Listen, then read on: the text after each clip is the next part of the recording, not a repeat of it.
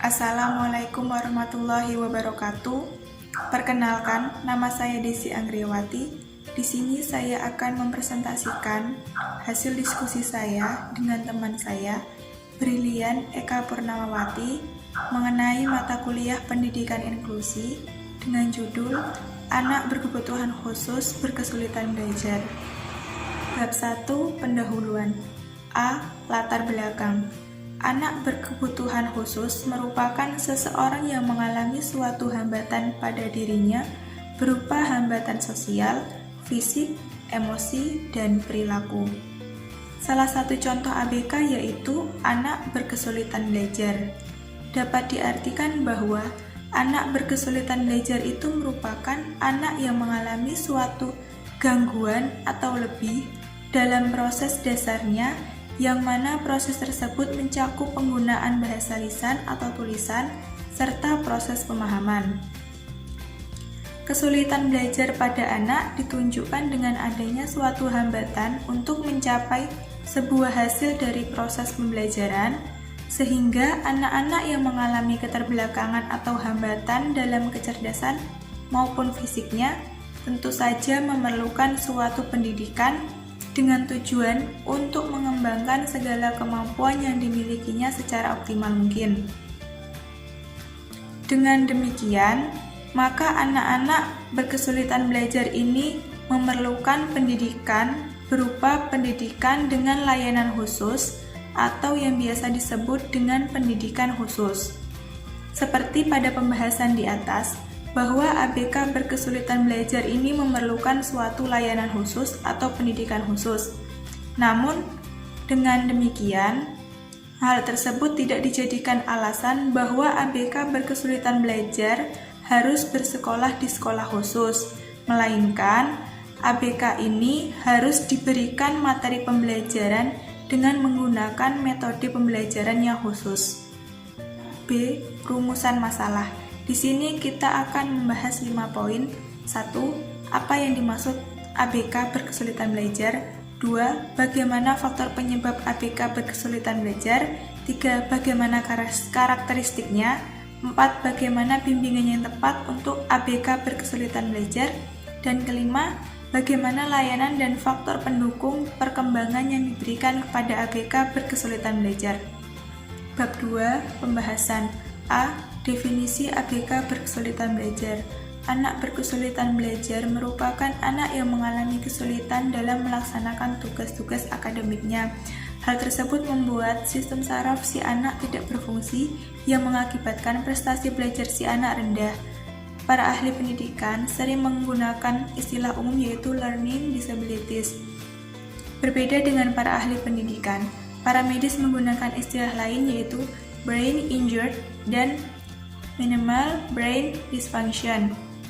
Alasan para medis menggunakan istilah tersebut yaitu berdasarkan hasil deteksi secara medis bahwa anak berkesulitan belajar dalam perkembangan otaknya mengalami penyimpangan yang diakibatkan adanya permasalahan sejak dalam kandungan. B. Faktor penyebab ABK berkesulitan belajar.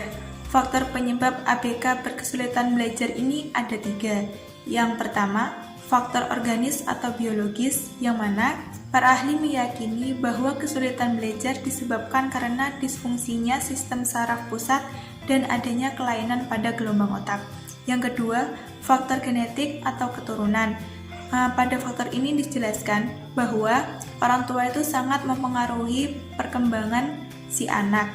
Yang ketiga, faktor lingkungan, yang mana kesulitan belajar pada anak disebabkan oleh lingkungan, sifatnya sekunder. Yang dimaksudkan dalam faktor ini yaitu dapat memperberat kesulitan yang dialami anak berkesulitan belajar. Assalamualaikum warahmatullahi wabarakatuh. Di sini saya Brilian Eka Purnamawati ingin melanjutkan presentasi mengenai karakteristik ABK berkesulitan belajar. Karakteristik berkesulitan belajar pada anak terbagi menjadi 2, yaitu secara umum dan secara khusus. Secara umum, karakteristik umum menurut Clement yang mengutip dalam Wardani 2016 menyatakan bahwasannya gejala pada anak berkesulitan belajar terbagi menjadi 10 gejala. yang dapat menunjukkan kalau anak tersebut memiliki gangguan berkesulitan belajar. Yang pertama yaitu hiperaktif, dan yang kedua gangguan persepsi motorik, yang ketiga emosi yang labil, lalu keempat kurangnya koordinasi, dan yang kelima adanya gangguan perhatian. Selanjutnya ada gangguan impulsif, gangguan dalam berpikir, kesulitan dalam bidang akademik khusus seperti membaca, menulis, maupun berhitung matematika.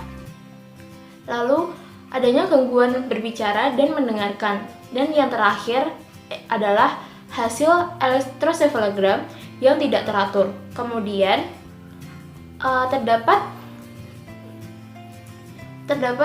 bimbingan yang dapat diberikan kepada anak berkebutuhan khusus berkesulitan belajar.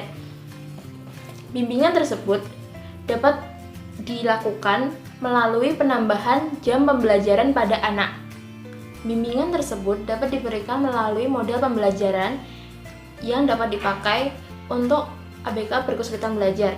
Menurut Geneofarm, terdapat beberapa model yang dapat digunakan untuk ABK berkesulitan belajar, yaitu model pembelajaran yang pertama, kelas khusus penuh, yang kedua, kelas inklusi penuh atau reguler, kemudian yang ketiga, kelas pull out dengan reguler, kelas cluster dengan reguler, kelas pull out dengan cluster dan reguler, dan yang terakhir, kelas khusus yang dipadukan dengan berbagai pengintegrasian. Pendapat yang dikemukakan oleh Geneofarm didukung oleh pendapat Deno yang menyatakan bahwasanya model tersebut dapat diterapkan melalui beberapa kelas seperti yang dikemukakan sebelumnya, yaitu kelas reguler, model kelas reguler dengan tambahan instruksi di kelas maupun di luar kelas, kemudian kelas khusus yang dipadukan dengan kelas reguler, serta dapat melalui sekolah khusus atau pesantren. Dalam penerapan pendidikan inklusif bagi anak berkebutuhan khusus berkesulitan belajar tentunya memerlukan model-model yang harus dipilah kembali dan disesuaikan dengan literatur yang mengatur mengenai pendidikan inklusif yang ada di Indonesia. Lalu, ABK berkesulitan belajar tentunya memerlukan layanan dan faktor pendukung. Pada umumnya, literatur dalam mendukung jalannya pendidikan di Indonesia itu sangatlah diperlukan. Dengan dibuktikan menurut penelitian yang dilakukan oleh Rosenbaum pada tahun 2010 yang menyatakan bahwa sebenarnya keberadaan literatur menunjukkan permasalahan anak dengan kesulitan belajar yang dapat ditemukan sebanyak 3 kali lebih memungkinkan. 3 kemungkinan ini memungkinkan anak untuk memiliki permasalahan dalam berperilaku dan mengatur emosi saat melakukan kegiatan-kegiatan termasuk kegiatan pembelajaran baik di sekolah maupun di luar, sehingga diperlukan adanya layanan pengembangan untuk anak berkesulitan belajar, terutama dengan layanan bagi ABK yang berkesulitan belajar tersebut secara umum dapat dibedakan berdasarkan beberapa jenis. Pengelompokan beberapa jenis ini dibedakan menjadi 4, yaitu yang pertama berdasarkan minat belajar dan motivasi, yang kedua sikap-sikap negatif terhadap pembelajaran, situasi belajar, dan serta guru yang mengajarnya. Yang ketiga yaitu kebiasaan belajar yang salah dari anak tersebut, dan yang keempat ketidakcocokan dari kedua kondisi objek instrumental, input, serta keberagaman individual dan lingkungannya. Pemberian layanan yang sesuai dengan latar belakang ABK tentunya sangatlah mempengaruhi kegiatan belajarnya. Maka dengan hal itu, guru dapat mengembangkan perkembangan belajar bagi ABK dan dapat melakukan pemberian layanan tersebut dengan didukung dengan keadaan faktor lingkungan sekitar maupun tuntutan kegiatan layanan tersebut, sehingga dalam hal ini anak memiliki integritas keterampilan belajar yang tinggi dari kegiatan belajar yang sebelumnya. Sekian presentasi dari kami, kurang lebihnya mohon maaf. Wassalamualaikum warahmatullahi wabarakatuh.